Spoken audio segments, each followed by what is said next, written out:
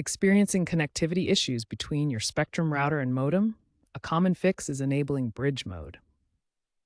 In its default configuration, Spectrum uses router-modem combos, which can cause conflicts with third-party devices. Bridge mode disables the router's built-in network address translation, NAT, and firewall, essentially turning the Spectrum device into a simple modem.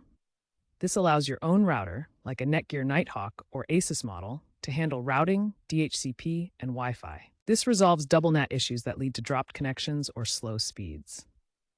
Since mid-2024, Spectrum has rolled out firmware updates, version 2.1.3 or later, for RAT2v1K and newer routers, to improve bridge mode stability, addressing DHCP lease handling bugs.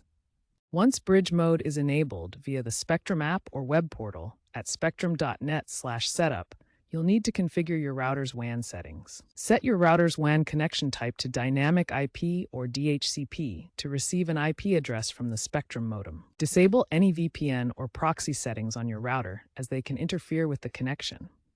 MAC address cloning may be necessary in some cases. If problems persist, check your Ethernet cable using Cat6, power cycle both devices with modem first and wait 30 seconds, and verify signal levels. A common fix reported involves cloning the router's MAC address on the secondary device and resetting DHCP leases. Keeping your router's firmware up to date is also crucial for compatibility and optimal performance.